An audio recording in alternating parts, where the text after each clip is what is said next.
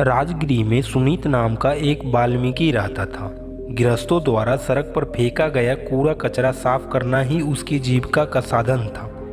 यह उसका परंपरागत नीच पेशा था। एक दिन प्रातःकाल बुध उठे, चीवर धारण किए और बहुत से भिक्षुओं के साथ भिक्षाटन के लिए निकले।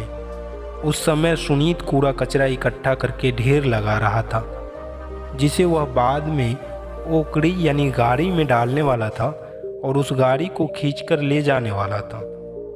जब उसने अनुयायियों सहित बुद्ध को आते देखा, उसका हृदय प्रसन्नता से भर गया, किंतु साथ ही वह डर भी गया था। सड़क पर छिपने की कोई जगह न देखकर उसने अपने गाड़ी को दीवार से सटा दिया और खुद भी दीवार से सटकर हाथ जोड़े खड़े हुआ। तथागत जब कुछ समीप आए तो उन्होंने अमृत भरी वाणी से उसे संबोधित किया। सुनीत, यह तुम्हारा दरिद्र जीविका का साधन क्या है? क्या तुम घर छोड़कर संघ में प्रविष्ट हो सकते हो? सुनीत को ऐसा लगा जैसे किसी ने उस पर अमृत वर्षा की हो। बोला, जिस संघ में भगवान बुद्ध है उसमें मैं कैसे नहीं आ सकता? कृपा आप मुझे संघ में प्रविष्ट कर ले। तब तथागत के श्रीमुख से निकला, भिक्षु आ। इस एक वचन से ही सुनीत को परवज्या और उपसंपदा मिली तथा वह पात्र चीवर युक्त हो गया। भगवान बुद्ध उसे विहार ले गए और धर्म और विनय की शिक्षा दी।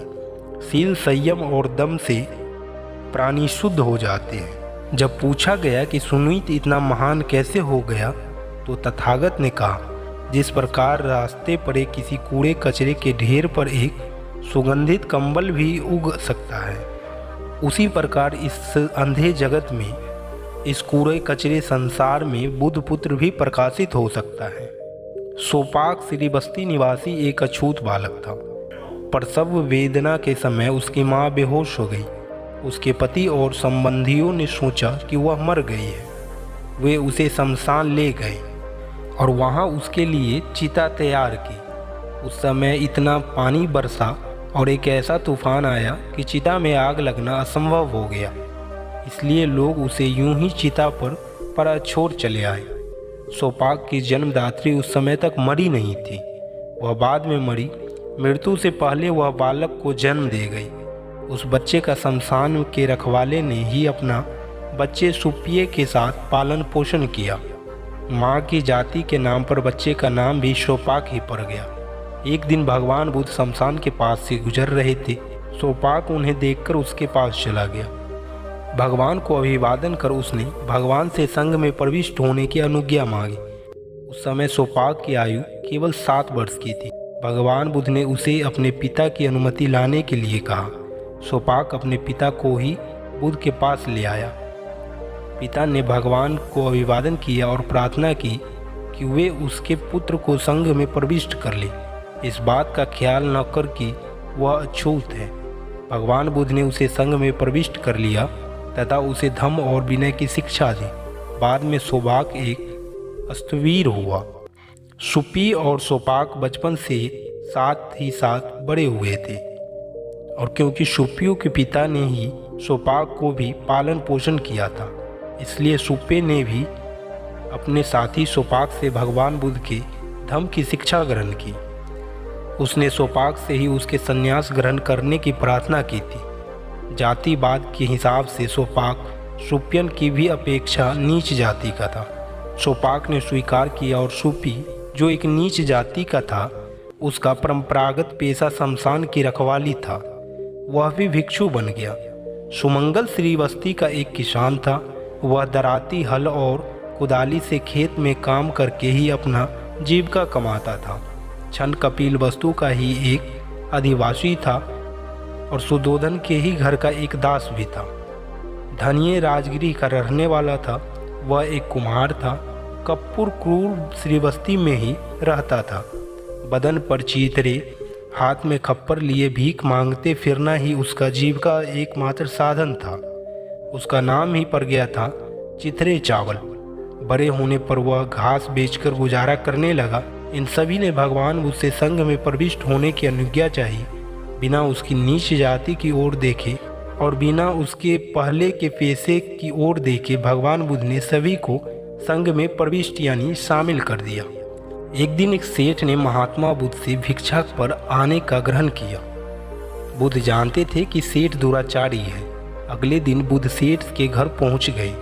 सेठ ने मेवों की बढ़िया खीर बनाई। बुद्ध ने अपना कमंडल आगे बढ़ा दिया। सेठ ने देखा कि कमंडल में गोबर भरा है। यदि इसमें खीर डाली गई तो यह खाने योग्य नहीं रह जाएगी। सेठ ने कमंडल को धोया और साफ करके उसमें खीर भर दी। महात्मा बुद्ध कमंडल लेकर चल पड़े, लेकिन दरवाजे तक जाकर ठिठक गए। सेठ से बोले, यदि तुम मेरा आशीर्वाद चाहते हो तो जिस प्रकार तुम्हें मेरा पात्र साफ किया है उसी तरह पहले अपने अंदर के पात्र को साफ करो। तुम्हारे अंदर जो कचरा भरा है, जब वह निकलेगा तभी आशीर्वाद फलीभूत होगा। सेठ इशारा समझ गया और महात्मा बुद्ध का शिष्य बन गया। एक समय भगवान बुद्ध राजगृह के बेनु वन में विराजमान थे, जहाँ गिलहरियों को दाना चुगाया जाता था। उस समय राजगृह में सुप्रबुद्ध नाम की एक कोढ़ी रहता था। वह अत्यंत अभागा था, अत्यंत दरिद्र था और अत्यंत दुखी था। और ऐसा हुआ कि उस समय तथागत बड़े भारी जन समूह से घिरे हुए धर्मोपदेश कर रहे थे। उस कुष्ठ रोगी संप्रबुद्ध ने जब कुछ दूर से वह भीड़ देखी तो उसके मन में उत्कंठा जागी। निसंदेह वहाँ लोगों की भीख बट रही होगी। मैं भी यदि वहाँ निकल चला जाऊँ तो मुझे भी भीख खाने के लिए कुछ न कुछ अवश्य मिल ही जाएगा। इसी प्रकार कोढ़ी सुप्रबुद्ध उस भीड़ के पास पहुँचा। वहाँ जाकर उसने देखा कि बड़े जन समूह के मध्य बैठे बुद्ध धर्मोपदेश दे रहे हैं। उसने सोचा, यहाँ भीख तो नहीं बट रही, यहाँ तो श्रवण गौतम का धर्मोपदेश हो रहा है। अच्छा, मैं धर्मोपदेश ही सुनूं। वह निश्चय करके एक ओर बैठ गया। अपने चित्त से सभी उपस्थित लोगों के चित्त की दिशा जानकर तथागत ने सोचा, इन उपस्थित लोगों में कौन है जिसे धर्मावबोध हो सकता है।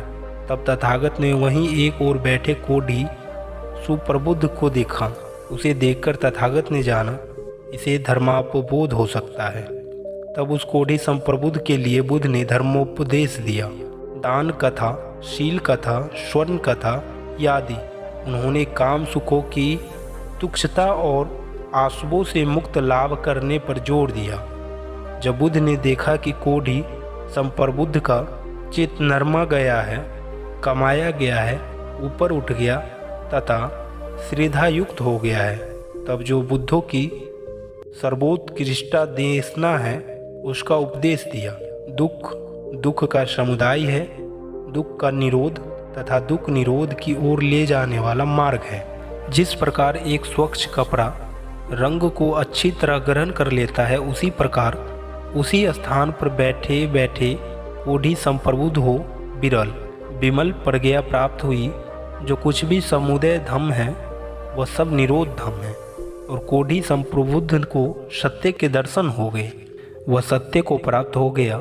वह सत्य में निमग्न हो गया। वह संदेह के उस पार चला गया। उसकी बीच चिकित्सा शांत हो गई। उसमें विश्वास उत्पन्न हो गया। अब उसे और कुछ करनीय नहीं रहा। वह बुद्ध की देशना में सुप्रतिष्ठित हो गया। तब कोढ़ी संप्रबुद्ध अपने आसन से उठा और बुद्ध के कुछ समीप जाकर एक ओर बैठ गया। इस प्रकार बैठे हुए उसने बुद्ध से निवेदन किया, अद्भुत है भगवान, अद्भुत है। जैसे कोई गिरे को ऊपर उठा ले, छिपे को उघाड़ दे, पथभ्रष्ट को रास्ता दिखा दे, अंधकार में दीप प्रज्वलित कर दे ताकि उन्हें आँख है वे रास्ता देख ले। इसी प्रकार भगवान ने नाना प्रकार के धम्म की व्याख्या कर दी। मैं बुद्ध, धम्म और संघ की शरण ग्रहण करता हूँ। भगवान आज से मेरे प्राण रहने तक मुझे अपना शरणागत उपासक समझे। तब बुद्ध की वाणी द्वारा चेतना और प्रसन्नता को प्राप्त हुआ कोढ़ी संप्रबुद्ध अपने स्थान से उठा और भगवान को अभिवादन कर वहाँ से विदा हुआ। दुर्भाग्यवश एक दुर्घटना हो गई। एक तरुण बिछड़े ने रास्ते में उस कोढ़ी संप्रबुद्ध को सिंह गोव कर जान से मार डाला।